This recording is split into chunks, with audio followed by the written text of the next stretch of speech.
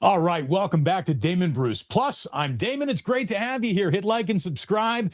And we got a lot to get into at the beginning of today's show. My least favorite person in the world. Well, there's a lot of people I don't like, but among my least favorite people in the world are the cheap, ultra wealthy. Oh, there's nothing worse than a cheap rich person. I mean, like, what good are you? As a rich person, if you can't behave like a rich person, what's the point? Seriously, what is the point? Let me tell you who you would love. You would love rich Damon Bruce. Unfortunately for you and me, we've yet to meet that guy. We were a little bit more well off than now Damon Bruce when I was doing radio and cashing some big checks over there. But I am far, far away from being rich Damon Bruce, which is a shame for all of you, because you know what rich Damon Bruce would do? He'd pay for that baseball ticket. He would pay for that round of beers. When we all went out to dinner, I would be picking up the check. And it's not because I want to be a big shot. It's because I want to share the abundance. What's the point of having abundance unless you can share it with people that you like, who you want to be with, who you want to be around? It's amazing how few truly successful rich people even think like that. It's amazing. It boggles my mind. You know, we got hoarders. These are like the worst people in America who just make an awful lot more than their fair share and keep it all for themselves. I hate these people. Let's say you own an NFL team. Let's say you own an NFL team, okay? Chances are you did nothing to like actually earn it. You know, the amount of NFL owners right now who rolled their sleeves up, picked themselves up by their bootstraps, and went all the way from a minimum wage job to becoming a billionaire to having enough money to go out and buy an NFL team. Like, that just doesn't happen, kids. If you are an NFL owner, one of two things happen.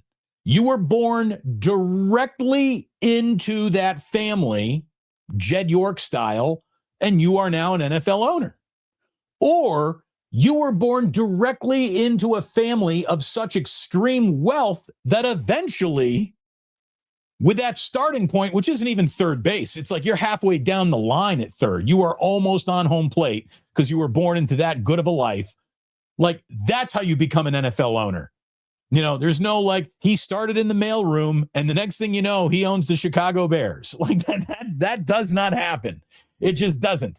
So every single person in the NFL is just like dumb lucky to be there in the first place. And what you never have to worry about if you're an NFL owner is making a whole bunch of money year over year. NFL investments in terms of their profitability appear to go to infinity. And I don't think there is enough of a controversy. You can't even invent the controversy that would cause your NFL franchise to lose money. Let's say you went 0 for 17. You won't lose a dime. You'll be worth millions more the following year, if not a full $1 billion more the following year. There is no way to lose money. Your entire team could hold up a bank and start a kidnapping spree in whatever state that you live in.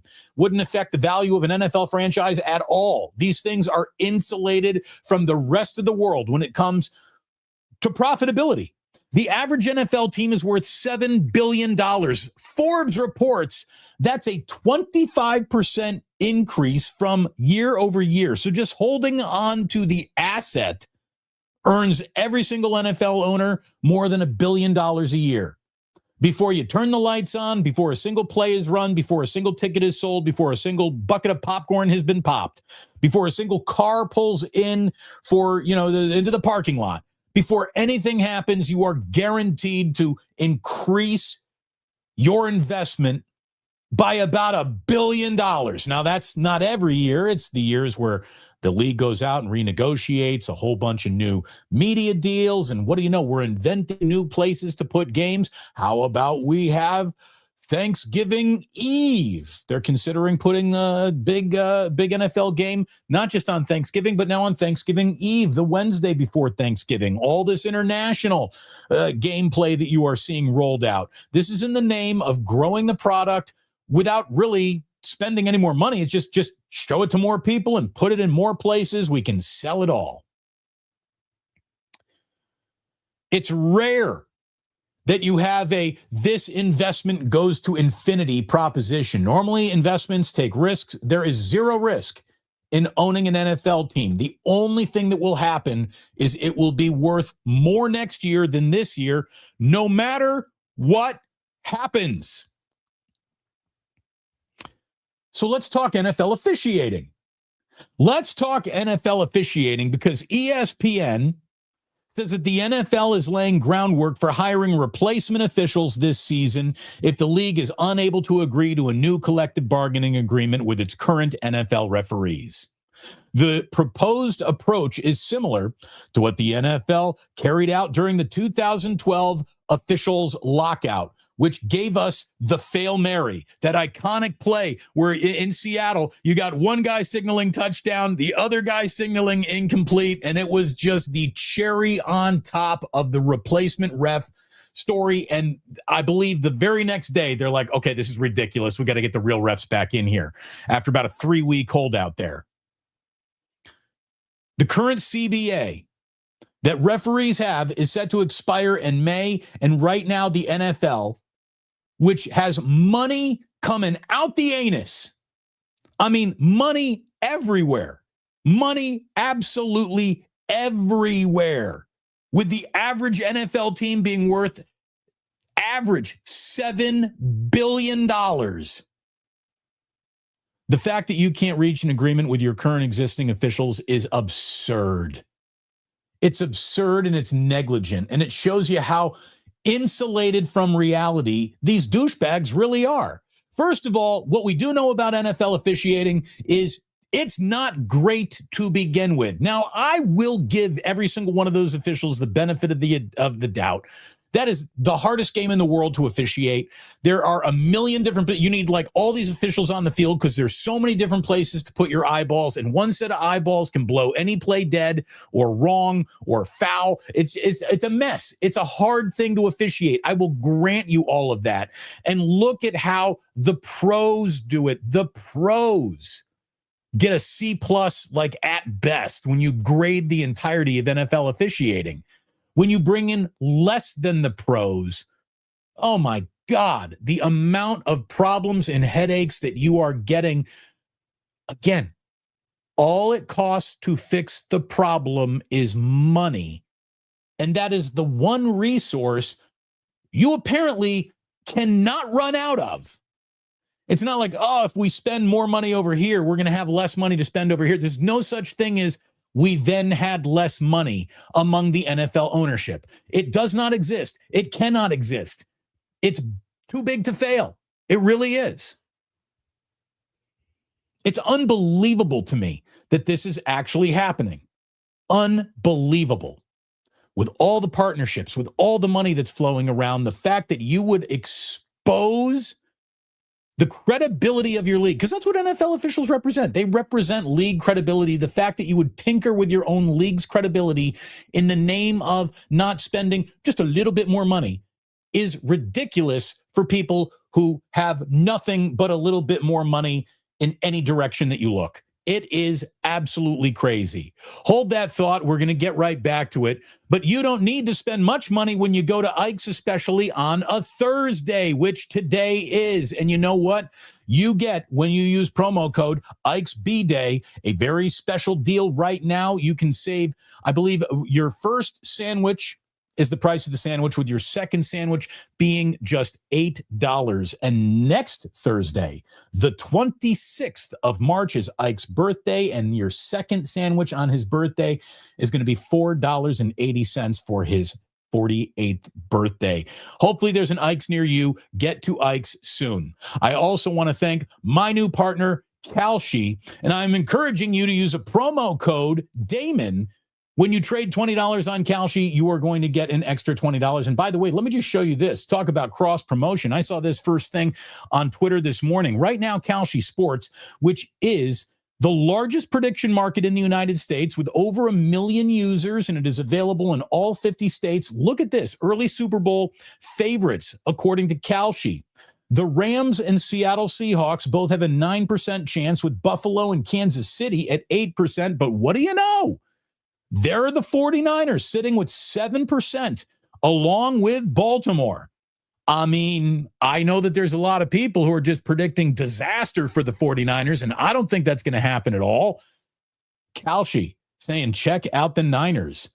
7%. Look, these are real money markets, people trading on what they think will happen. Check it out for yourself. And again, click on the link that is right in the top of the description of the video that you're watching right now and use promo code Damon to go ahead and start building your trades that you think will come in over on Kalshi. So thanks very much to my new partner. Thank you to my old partner, Ike of Ike Sandwiches. Thanks to all of you, my partners, for being here today. And let's talk about why the NFL should do nothing with its officials other than be a great partner with them. Again, officials represent credibility, league-wide credibility. And again, you go back to those locked out officiating days. I mean, look, my man Danny just saw today's spreadsheet, or it's not spreadsheet. He saw today's thumbnail, and he's like, Damon, before you even do the show, look up the replacement refs. Call me maybe parody from 2012. Yes, it is. How could you even think about going back to the Fail Mary era of NFL officiating with everything that is going on? It is absolutely ridiculous. Absolutely ridiculous. By the way, Mario says, Damon, have there always been ads on live stream? I hate when you're talking on a subject and it cuts to them. Then I'll be, I might miss what you're talking. No, it comes right back to where I left off. So you don't miss that. And if you do not like your skip through ads on YouTube, join YouTube Premium. You'll never see an ad again. So join YouTube Premium and you can cut it out yourself. Either way, that's how I'm freaking getting paid over here. So go ads. You know what I mean? So look, man, all I can tell you is that the NFL right now, according to ESPN, is looking for a list of about 150 mostly small college officials by the end of this weekend. And those officials could be onboarded as early as April, then attend a 4-day clinic in May. Oh, that's it? So we're going to take somebody who's doing like Mount Holyoke and say, now you're doing an NFL game with the entire nation watching, with the speed of the game moving, that is something that is not even like anything you saw at your teeny tiny college, your directional school. I mean, it is absurd that the NFL, again, just awash with cash in every direction. It does not run out in any direction, that they would be messing around with something like this. Because if you bring in lesser officials, you get exposed on several fronts, but the two most glaring fronts that you then get exposed on are, number one, which is a huge no duh, just the quality of officiating. Look at how bad the quality of officiating is in the first place, according to upset fans every single Monday morning of every single NFL week. These officials screwed us over. This official screwed us over. That one call changed the game and blah, blah, blah, blah, blah. And by the way, the NFL wants that because you are more likely to call into a sports talk radio show on a Monday morning complaining about bad officials than a great play. The NFL knows what it has with its officiating controversy, but it can't be looking to court more of it, because there is now another element of officiating controversies, which I think are in play more than ever before because of the world that we are living in. Not only are you exposed in terms of quality of officiating, but you then further expose your league to gambling influences. So I'm a scab official. I'm going to lose my job the minute they reach an agreement with all the real officials. I am definitely more likely to be susceptible to any sort of outside gambling influence because, hey, man, I'm a one and done guy. You know, I really don't care what happens as long as I'm not caught. I really don't care. I'm not tied to this league any more than they're tied to me. They're using me as a scab official. Well, guess what? You're not making much money in the first place. You are not really auditioning for the job. Get in, get out. I don't like the exposure that causes. As a matter of fact, what I want is my NFL officials to be paid so handsomely across the board that me being worried about outside influences isn't even something that I really worry about. Again, I know that there's no way to guard against good morality at all times. I get that. But it's a lot less likely that you corrupt someone who is heavily invested in the industry because this is my full-time job. Let me tell you how ridiculous this is. I mean, those 2 points alone, the exposure to gambling and just the quality of a football game, you would think those two fronts alone would be enough to get everybody to agree on a new CBA here for the officials in their union. So there is absolutely no way in the world that NFL officials are asking for $2 million a season. Every single one of them across the board. There are about 120 officials. So if you paid each of them $2 million a season, you'd be looking at about $240 million for a league whose combined franchise value is now north of $250 billion. $250 billion doesn't even bother to stop on the sidewalk to pick up $240 million. And the only thing I can tell you about that totally fictitious number is that's nowhere even in the universe of what these referees are asking for. There's no way that the officials have said to the NFL, oh, yeah, we're going on strike unless you pay us each $2 million. I'm just telling you what that would cost. If the officials said we each want $2 million for the year, the NFL should be like, yeah, okay, cool. That's couch cushion money for us. That's fine. Considering it's not even a fraction of that, it makes the entire thing that much more embarrassing for all involved. What are the officials asking for? Double that number and pay them that. You can afford it, you cheap pricks. How could the NFL be that cavalier with its own quality? How can the NFL be that cavalier with its own officiating? This is essentially, if you're thinking about each NFL game as its own little city, this is defunding the police. That's what this is. The NFL officials are the police of the NFL, and you want to pay your police less and bring in totally unqualified nobodies to do the job who are not ready for the speed or the pressure of the game? What are you thinking? This is a rounding error. This is an accounting rounding error for the NFL and for the owners to say anything other than, yeah, let's treat our officials great. As a matter of fact, they should all be hired full-time. They should all be training 12 months of the year. Well, yeah, sure, you still train even while you're in season, but they should be training at all times. They should be preparing themselves to be better NFL owners at all times. That's what the NFL should do. It is doing the opposite of that. It's saying, yeah, go get us the unqualified nobodies from Division III, and we'll go ahead and today hosting, 49ers and Rams down in Australia is a whole bunch of what? Australian rules football officials. We're going to get touchdowns like, it's just ridiculous. It's ridiculous. I hate cheap rich people. Cannot stand them. What's the point of being wealthy if you can't share the wealth? I just don't get it. Again, you would love Rich Damon Bruce. You will love Rich Damon Bruce. I hope you get to meet him someday. Dinner is on that guy. Unbelievable. I mean, seriously, unbelievable. What is the NFL thinking? What is the NFL thinking? Chats are undefeated. There's some good stuff, juicy stuff happening here today. I just clicked over to the chat and saw that Chicago Jason is declaring chats undefeated. Certainly this chat. Oh, you're talking about Guru. Yeah, dude, I got to get Guru on the channel soon. I freaking love that guy. There's no way that they're going to get me back on 95.7. 95.7 doesn't have the balls to put me back on the air.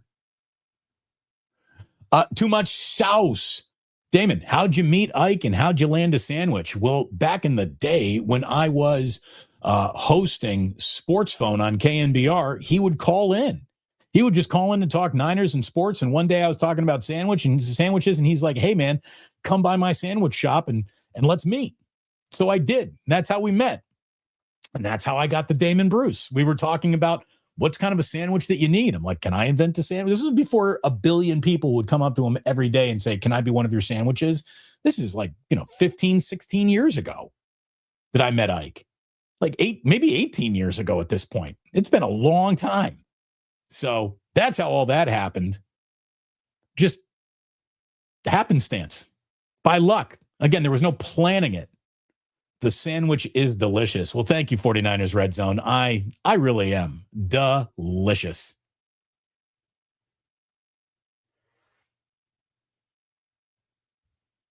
What do we got here? One thing I love about Damon is he reads all comments and chats, not just super chats. Yeah, dude, here's the thing. You don't have to pay to participate. I always thank everyone who does, but, I try to catch whatever I can out of the corner of the eye. One thing that I did do today was make sure that this TV that's up here that I always watch Niners games on during our viewing party, I got it off today because if I had this TV on during the NCAA tournament, I'd be useless to you. I had to look at this.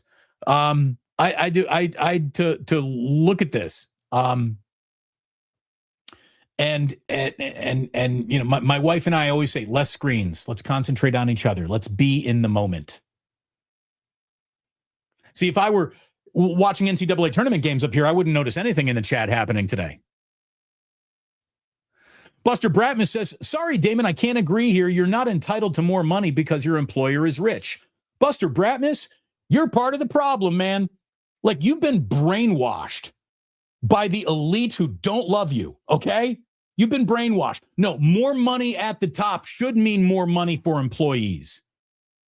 More money at the top should mean you get raises. Extreme, unending profitability in a business should be good for everybody employed by the business. What kind of a world are you trying to grow up in? I totally reject your programming, Buster Bratmus. Completely reject it. You are the sheep they look to take advantage of. I'm not talking about handouts. I'm not talking about you don't deserve this money, so I'm not giving it to you. I'm talking about your hardworking employee who does the job well, and your profit is increasing on every single global front of business. But when it comes time to breaking off a little bit more for the officials, you're like, nah, we'll just go bring in the unqualified so we can pay them less, diminishing the product that you care about. Like, dude. Like, seriously, you got to get that oppressor dick out your mouth, dude. Okay? That's ridiculous. That's ridiculous. I'm not saying that you're entitled to anybody's money because they have more than you. But if you work for someone and you do a good job and you're trusted, you should be rewarded with more pay next year, just like they're trying to make more profit next year. God, dude. I mean, seriously. You got to get the hell out of there with that robotic, pre-programmed brain of yours, Buster Bratmus. Like, you're basically laying in the middle of the track saying, rich people, run me over. I don't even deserve to not be run over by the ultra rich, even though all it would take to not run me over is just going like this with your steering wheel. You're like, no, run me over. I don't deserve to not be run over.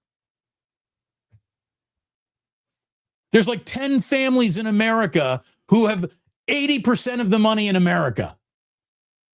It's broken. But this isn't one of those like, oh, let's go ahead and just, socialize everything. You're an employee. You're an employee of a company that can't stop making money, but you should stop getting a raise? Like, come on. Come on, man. All right, so there's my rant about how cheap, rich people suck and how that applies directly to the NFL situation that they're in right now. And if they go into 2026 with scab officials, fuck everybody involved in that decision. I'm serious. That is pathetic. You know, I mean, think about it. You have an entire mountain of rice. It's a plate full of rice stacked like this. Here's the plate. The stack of rice goes to here. We're talking about 1 grain of rice. You're not willing to share 1 grain of rice. Look at you won't even notice that you're missing that 1 grain of rice. But you can't come off the 1 grain of rice? Fuck you. That's how I feel about that. That's how I feel about that. I also feel like any pick other than an offensive lineman in the first round for the 49ers would be a mistake. I think they have to start addressing their offensive line, period. I don't want to do the same show that I've been doing for a month in today's show. You've heard my feelings on that. They have not changed. But I do see that the 49ers might be thinking something other than first round offensive line here, because they're bringing in wide receiver Casey Concepcion for an official 30 visit. They have also brought in Omar Cooper Jr. for an official 30 visit. These are 2 guys who could absolutely go in that Niners are picking at 27 range. So you would think that maybe with Mike Evans and Christian Kirk, and they're not trading Ricky Pearsall apparently, that their wide receiver room is about to be spoken for, but they're maybe even thinking about bringing in a rookie there as well. So that's something to keep an eye on. But Casey Concepcion coming in for a 30-day visit. That is the news around the Niners today. Now, the other thing that I wanted to talk about, and of course it's the Cleveland Browns. The Cleveland Browns have proposal on the table right now for the NFL's competition committee or owners to look at as they start to think about what to vote on for next year. By the way, all the banning the tush push nonsense that we talked about last offseason that the NFL voted on, no one's even tabling it for a vote anymore. So apparently the anti-tush push, as soon as the Eagles weren't winning a Super Bowl, nobody cared about that anymore.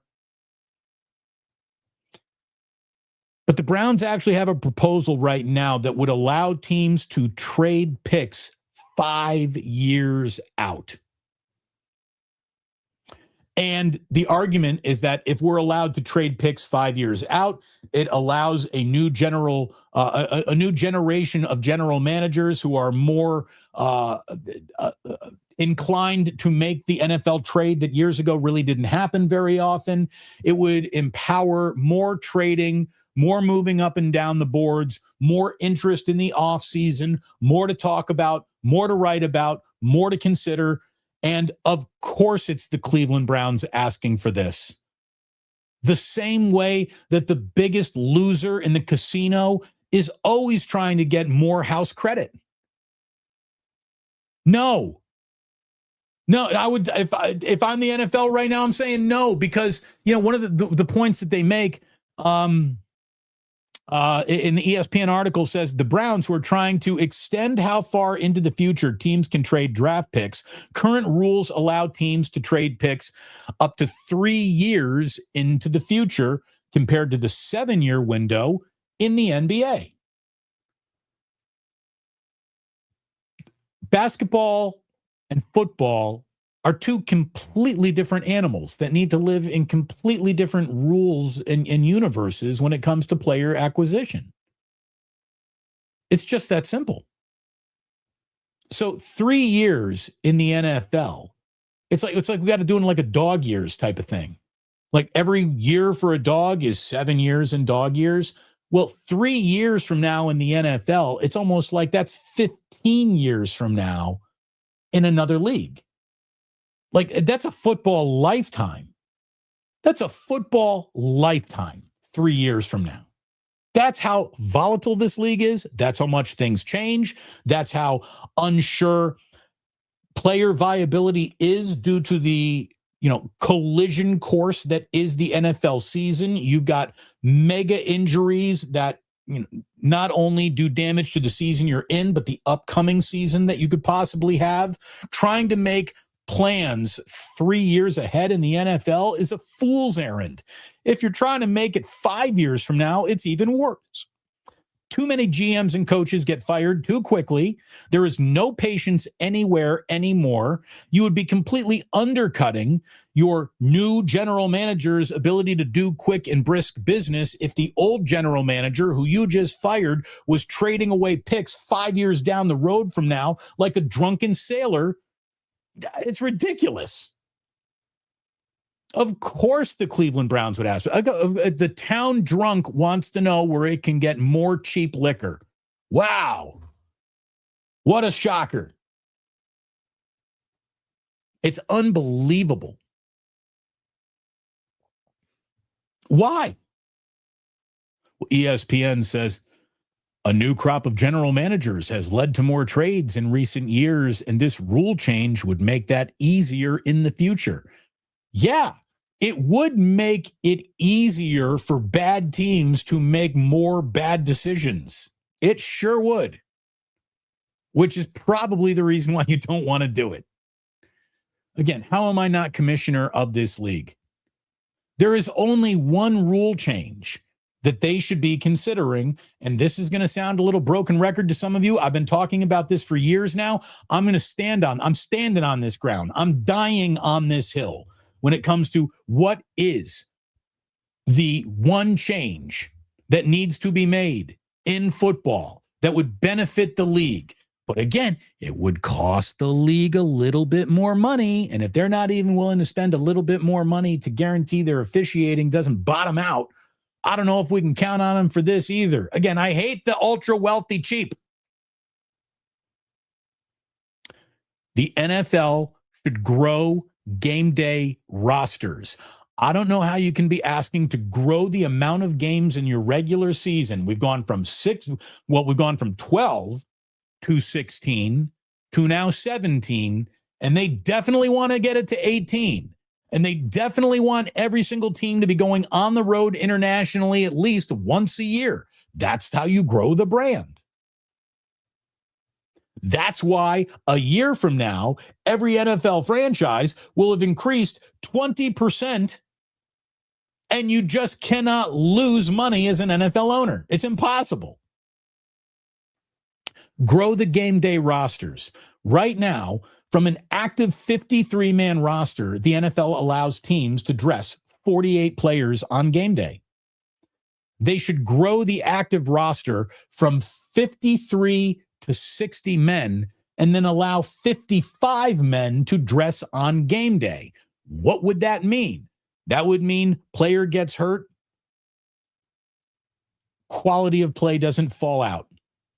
It would mean later in a game that's already been decided, garbage time, we can really start grooming some players for the future. More reps for more guys equals more safety across the board for everyone. It is the right thing to do. It wouldn't cost any more than going from 53 to 60 men. We're talking 7 more NFL salaries. You can adjust the cap. That's easy to do. Again, all of this money that is agreed upon, it's an arbitrary number. You can move up the money anytime you want. You can connect it to profitability, or you can just have it as an owner's whim. This is what we're doing. Why are you doing it? Because we think it's good for the sport. Aren't you worried about losing money? No, we can't. We can't lose money. I literally could pay someone $1 million a year to shovel money into a furnace 24 hours a day, 7 days a week. Have you lost money? No, not even close. You can't shovel $1 billion into a furnace faster than I can make it.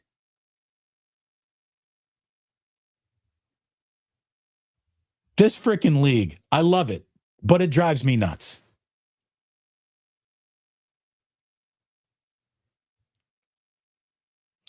Tom Crown says these greedy owners will in 5 years see their value go down as plays will get sloppy, more players get hurt, and will make the game look more unsafe, players behaving badly in their lives.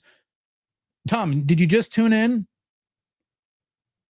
There is no such thing as value goes down.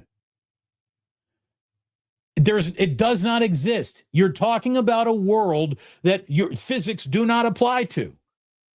Don't tell me about gravity. Nothing comes down in the NFL. It only goes up. It only goes up. We just saw the owner of the New York Giants be directly connected to the Jeffrey Epstein scandal. And I promise you, the 2027 New York Giants will be worth more than the 2026 New York Giants. Period. There is no such thing as, and we made less money. That doesn't exist. And if you ever were to run into a situation where you're going to make less money, guess what? Price of that parking spot just went up. Price of PSLs just went up. Price of season tickets just went up. The next time you negotiate for which streaming service gets an off game, that price goes up. There are all sorts of mechanisms built in to be the fail-safe of never losing profitability for a league that will never lose profitability, not ever, until the world stops spinning on its axis. Every NFL team will be worth more tomorrow than today. Period. It's an economics class that I just gave to you. The laws of how you make money, how you and I make money, do not apply to the NFL at all. TVYT says, the top 1% owns about as much wealth as the bottom 90% combined. Yeah, it's patently offensive, and this is how an oligarchy is taken over. By the way, Vegan Yosh says, I would vote DB for commissioner. Thank you. Thank you very much. I would be the best commissioner ever because I would be there to serve the sport and the fans, not the owners, which is why the owners would never hire me, because they want a commissioner who is literally nothing more than a mouthpiece for their talking points and a bulletproof shield for them to all stand. Again, every single time somebody writes a Roger Goodell is the worst commissioner article, he gets a raise. He's not closer to losing his job. Every single time Roger Goodell is the bane of the NFL's venom, he's doing his job. You're not complaining about the owners. You're complaining about the commissioner. That's why he makes $40 million a year. He's a human shield who does their bidding. See, I would be the opposite of that. I would do what is best for the sport. Call me crazy.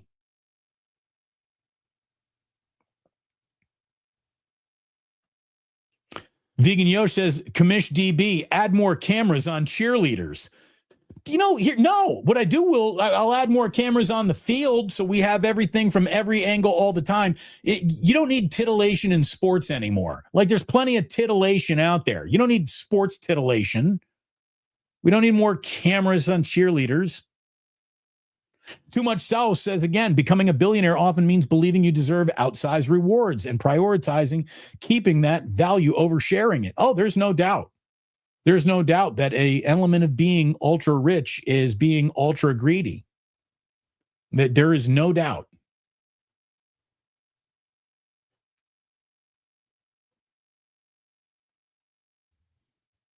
Yeah. Operation Human Shield. Shout out South Park. Oh, the Goodell bot? Totally.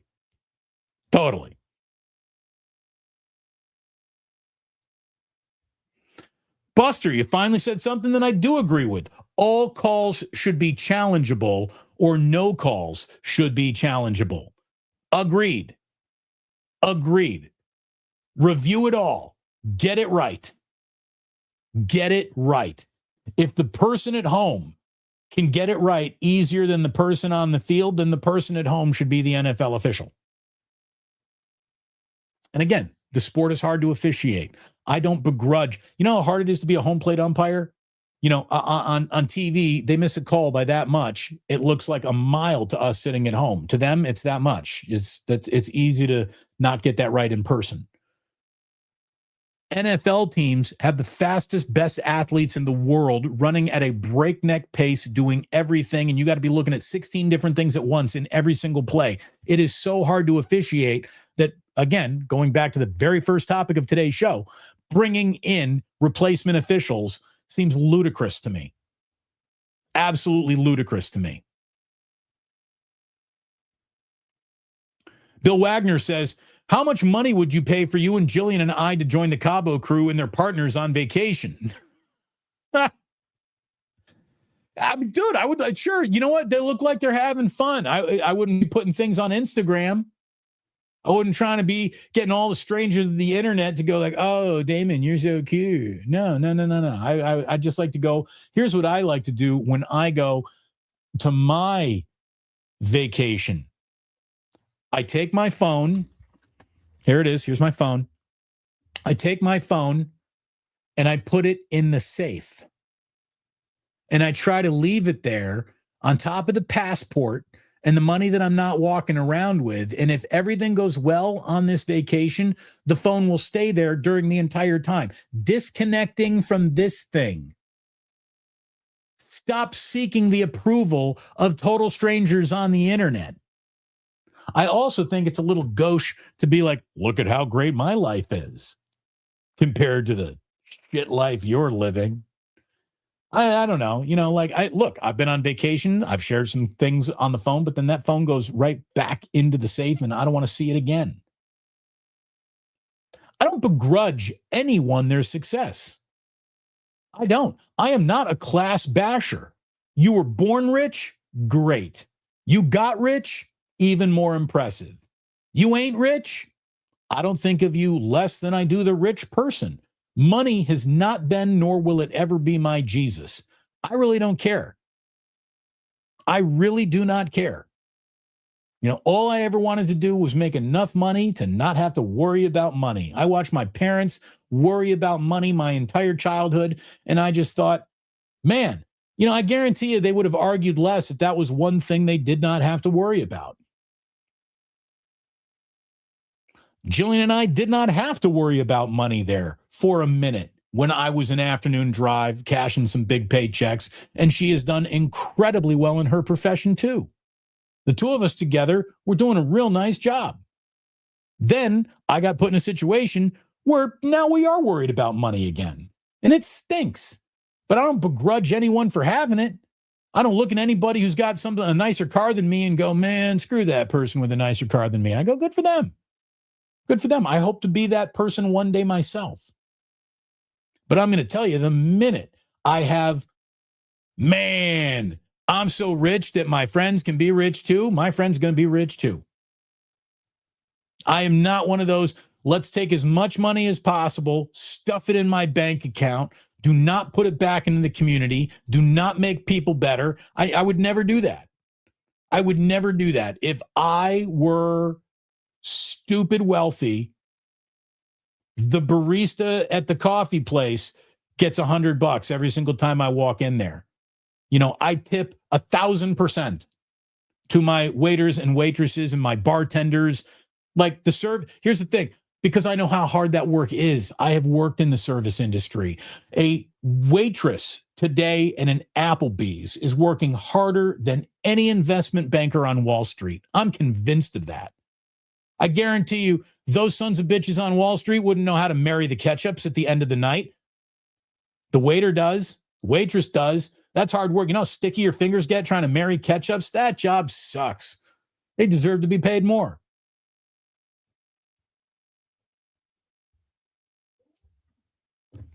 Vegan Yosh again asking with the super, who's better, NFL refs, NBA refs, or MLB umpires? The truth is that it's always been umpires, but we are so now obsessed with everything in baseball being so mathematically perfect that we're bringing in the new challenge system and the ABS strike zone. And that probably is the right thing to do because we allowed umpires to have their own strike zones for too long. There should be no, this is my strike zone, this is your strike zone. We have different strike zones. That should be universal. So that's why they're doing that. But all the bang calls around Major League Baseball, I mean, if there are a million bang calls, umpires at Major League level get 99% of those right. They really do. But you don't remember the right calls. You only remember the wrong ones. That's why it's so rough. Again, NFL refs and NBA refs, that is a hard job, man. It is hard to officiate in either of those sports. Nothing about it is easy. Nothing. So I reject the whole let's just bring in another group of people to do that. We'll put them through a 4-day training course, and sports is sports, so it should all come out in the wash. No, I don't believe that at all. Soccer refs, that's got to be the easiest job in the world. There's hardly anything ever going on in a soccer game anyway. So, that's really easy.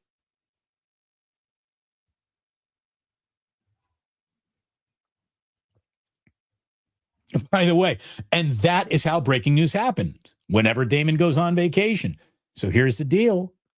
If you're waiting for that 49ers have re-signed Trent Williams, you don't need to worry about him going. If you're waiting for the 49ers have traded their first-round pick to whoever, if you're waiting for that, you need to just wait another week, because at the end of the month of March, I am going to Sarasota. We're taking the boys to Sarasota to visit the Duchess. We're going, instead of having the Duchess come out to us for Christmas, we're bringing the Bruces to the Duchess, and we're going to be doing a week in Sarasota, Florida. Now, I'll still be doing some shows from Sarasota. Why not?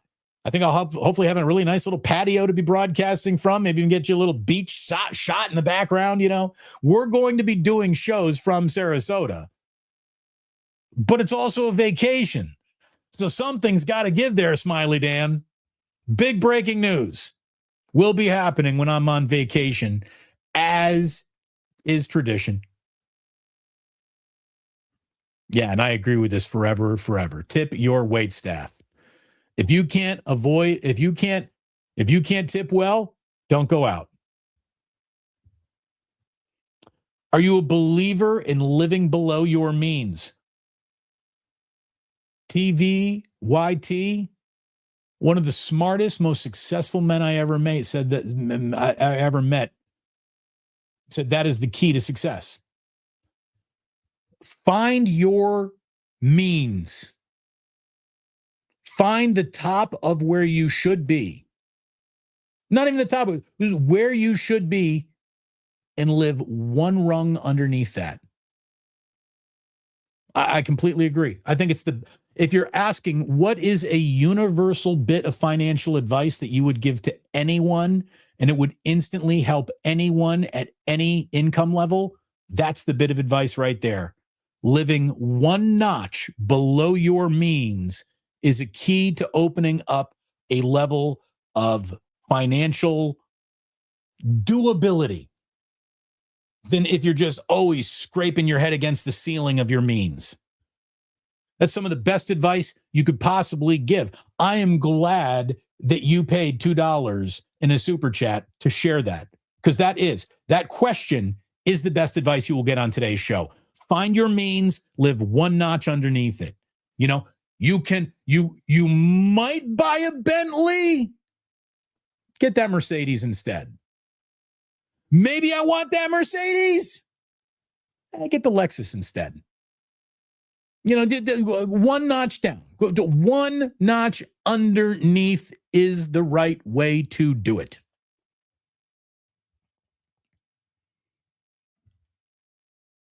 Steve Sheridan, he's like, here's a little two more bucks for the Florida ganja. Thank you very much. We will be smuggling. Absolutely.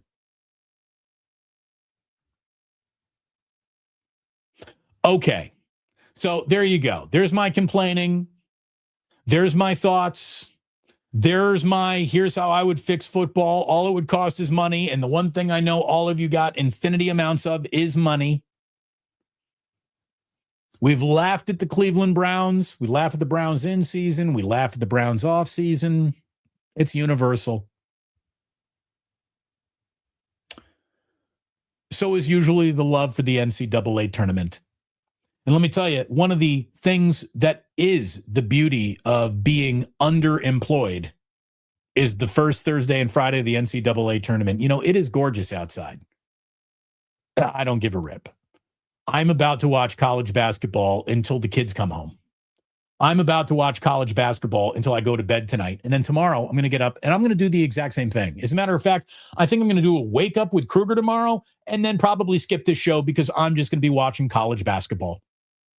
And then on Saturday, my wife and I have a pretty busy day.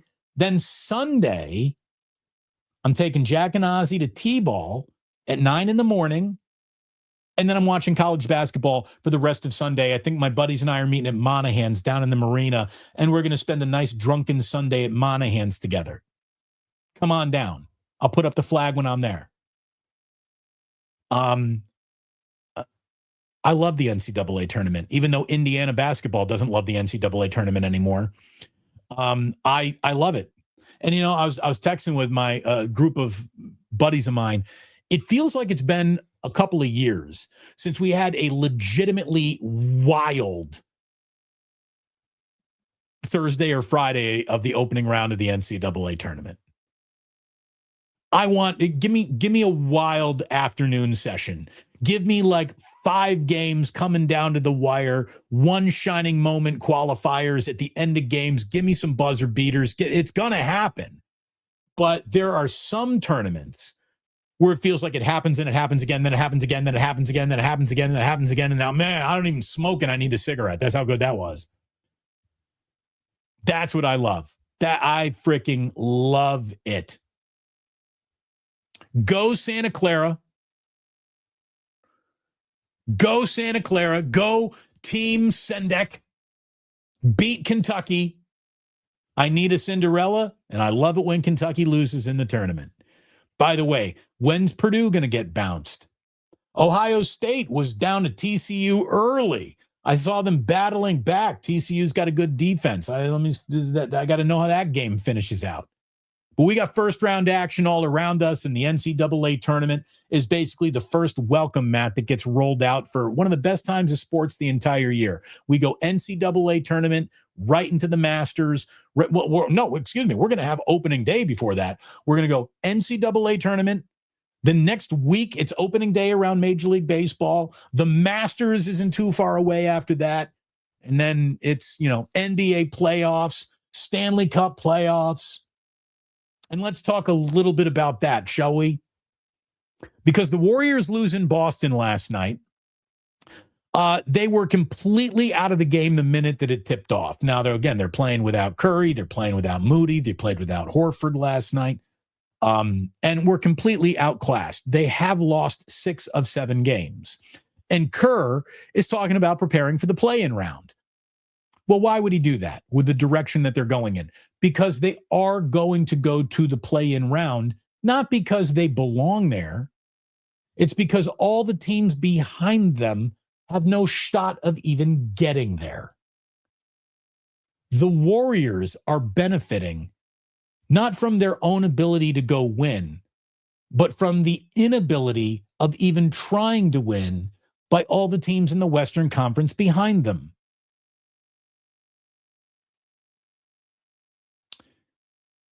I don't think there should be a single question asked in the Warriors organization other than this. What is best for Steph Curry? I don't think you can make an argument that getting him back out there to make a play-in run is the best thing for Steph Curry. This guy has missed 19 straight games with a knee that is obviously betraying him. This knee is not Steph Curry's friend this season. And could the Warriors, in the blink of an eye, in a couple of games, become interesting? Curry, Porzingis, Draymond, all finally out there together? Yeah. Congratulations. You're the 8th seed, and you got the Oklahoma City Thunder in the first round. Good luck with that. I'm shutting down Steph, Dray, and Porzingis right now. And every single action remaining in this season has one goal. What is best for next season?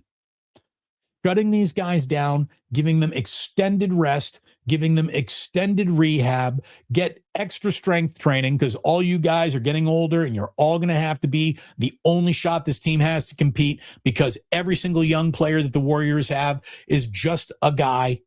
All of them. There's not a single young foundational piece on this team, Brandon Podziemski included. Not one. Not one. Shut it all down. There are 14 games left to play, and all the teams behind the Warriors are at least 9 games out with 14 left to play. So the Warriors, by pathetic decree, are going to get in. But I really don't want them to go forward. Again, I'm not rooting against the Warriors. I'm rooting for a better decision for next year, because a token playoff appearance isn't what I signed up for. And it now seems to be the entire goal of the franchise. Let's just make a slapdick token playoff appearance. Really? I remember when you guys used to be aiming at things much bigger than that. Real targets with real consequences, playing for championships. You telling me that's over? The reason why that's over is because you have so mismanaged the last few years, and every major decision was made the wrong way over the last few years. Are you seriously about to make another wrong major decision? I think they are. Now, of course, Steph is saying, hey, man, the knee is feeling better. I want to get back out there and play. The player's always going to want to play. Steph does not go to the Hall of Fame on the first ballot unanimously without being wired like that. It's who he is. These guys are ridiculous competitors. They're killers. They're killers. Of course they want to play. That's why you don't leave the decision up to them. I think a wise team doesn't try to chase the night when there's another night coming tomorrow. And I'm much more interested in the Warriors tomorrow night than I am in the tonight of this season.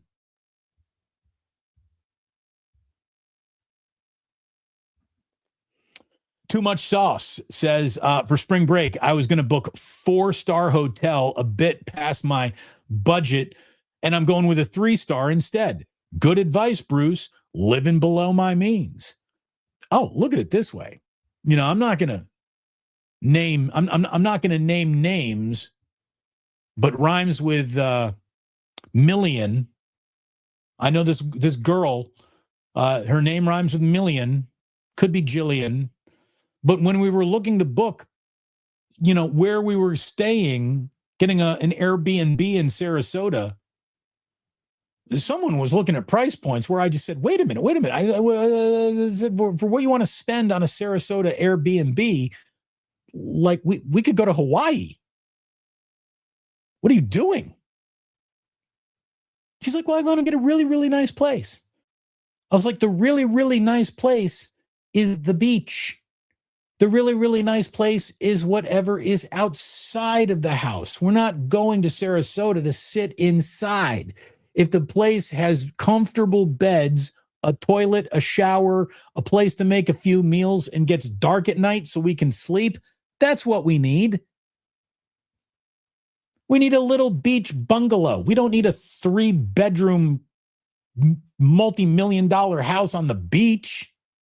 Let's get a tiny little bungalow.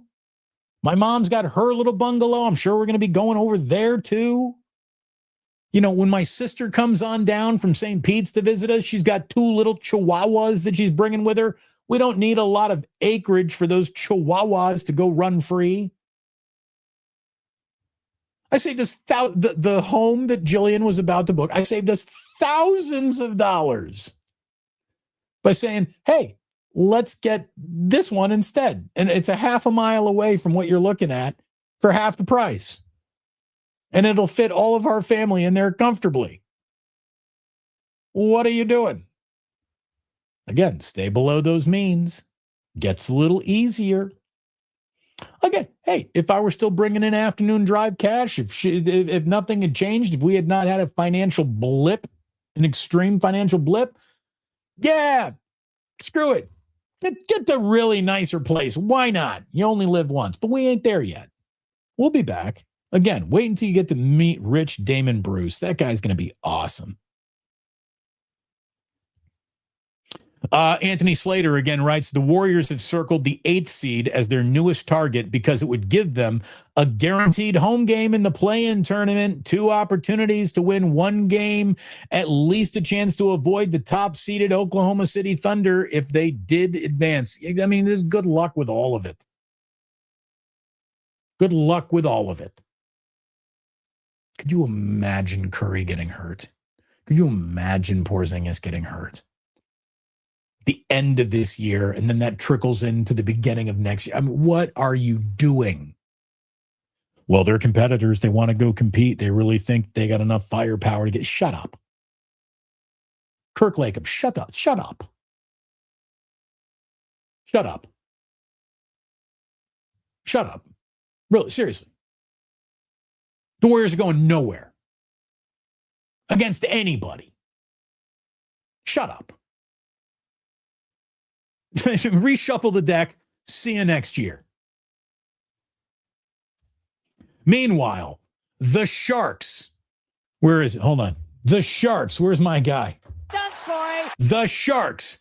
They got a big one tonight at Buffalo. No, excuse me, at the Tank. Buffalo's coming to town. They just lost in Buffalo. Again, they're chasing Utah. They're chasing Seattle. They're chasing the Los Angeles Kings. You are rooting against the Mammoth, the Kraken, the Kings, and rooting for the Sharks from here on out. They got 16 games left, and every single period is important for the San Jose Sharks right now. The only thing that I'll be flipping off an NCAA tournament game for is going to be Sharks hockey later tonight. That's it. That's it. NCAA tournament, Sharks hockey, that's what's going to be on my TV until I go to bed tonight. And then I'm going to wake up and join Larry Kruger with a wake up starting at 9 a.m. And because it's Larry, that means we'll get on the air about 9:15. But yeah, we're going to have ourselves a wake up and go over all things Niners again tomorrow. And I thank you very much for watching today. The only thing we have left to do is talk about what an incredible day in history it's been. And it is really not that much of an incredible day, to be honest with you. But Glenn Close, happy birthday to her. She turns 79 years old today. Glenn Close. Andy Reid of the Kansas City Chiefs, 68 years old today. Bruce Willis, 71 years old. Now, Bruce Willis has escaped the public eye. Apparently, he is battling dementia. It's a sad ending to such a fast talker whose wit was at the center of his celebrity. I mean, Bruce Willis was one of the coolest dudes in Hollywood there for a very, very long time. I wish him a comfortable however it ends. He is 71 years old today, but Bruce Willis has left the public eye. Comedian, podcaster Theo Vaughn is 46 years old today, and a future Hall of Famer who, honestly, Giants fans pitched it straight up your ass whenever he took the ball. Clayton Kershaw, 38 years old today. Old man Kershaw, 38 years old today. Today in 1918, Congress established time zone and approved daylight savings time. So we got our time zones and rolling the clock back and forward today by Congress in 1918. Say whatever you want about daylight savings time. Those time zones matter. I'm glad that the time zone thing was important. I'm glad we did that. Today in 1931, you want to talk about something that is really in effect today? Well, if you've never been to Las Vegas for the first round of the NCAA tournament, one of the ultimate dude bro trips there is, and it used to be so much better than it is now because everything in Vegas now is just built to screw you before you go home. But today in 1931, the Nevada state legislature voted to legalize gambling. And for all that Vegas no longer has going for it what it will still have in spades forever is there is nothing like the wave of energy in a sports book when you got 3 or 4 on the line NCAA tournament games all coming down to the very end. All the energy in the sports book is just, it's amazing. It's the best. It really is.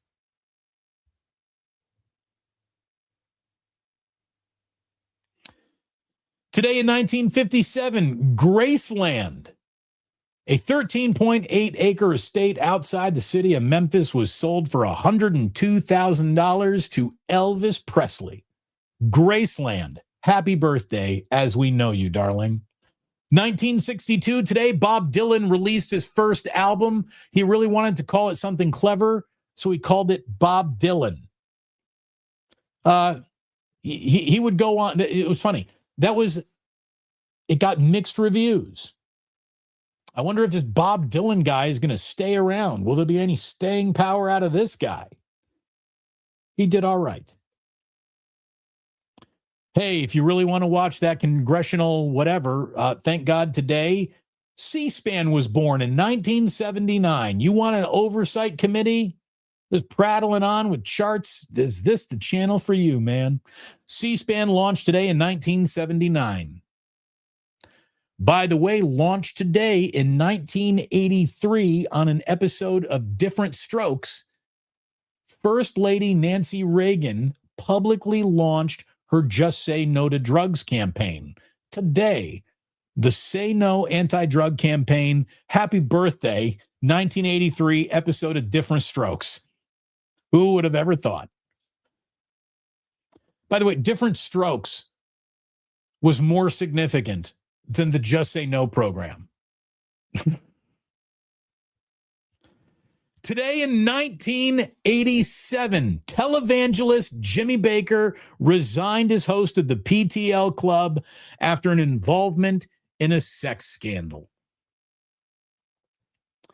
And we haven't heard from Christian evangelical con men ever since. Oh, no, wait, excuse me. That's not how that story ends. Today in 2003, George W. Bush opened airstrikes on Baghdad, this launching the Iraq war with Saddam Hussein, because he said they were developing weapons of mass destruction. We find out after the fact that we went to war in the Middle East under completely false pretenses. That will never happen again. Oh, wait. That's not how that story ends either. Today in 2008, we don't talk about death dates very often, but I'll wrap up with this one, okay? English writer Arthur C. Clarke, who was a visionary in science fiction. If you like science fiction, this guy is basically the grandfather of modern science fiction. He basically handed the script to Kubrick for 2001, A Space Odyssey, which came out in 1968. He died today at the age of 90 in 2008. And if you are the kind of sci-fi dork out there that I know so many of you are, that was a big one today. Arthur C. Clarke shuffling off this mortal coil. I thank you for watching today. I thank you for getting a sandwich at Ike's, for checking out my partner, Kalshi. I thank you for being a great part of a great audience. I enjoy hanging out with you tremendously, and I'm totally flattered that you enjoy hanging out with me. Tell a friend, tell a neighbor, tell an enemy. Check out these Damon Brew shows. The Plus on YouTube is getting it done. Thanks to everyone for commenting. Thanks for liking. Thanks for subscribing. Thanks to those of you who are members. And thank you so very, very much to those of you who dropped a little super chat today. And on that note, the only thing we need to do, hold on, I got that button because I got my button back now, and I really like that because I have to push this button after I tell you that sports don't build character, they reveal it. And like that, he's gone.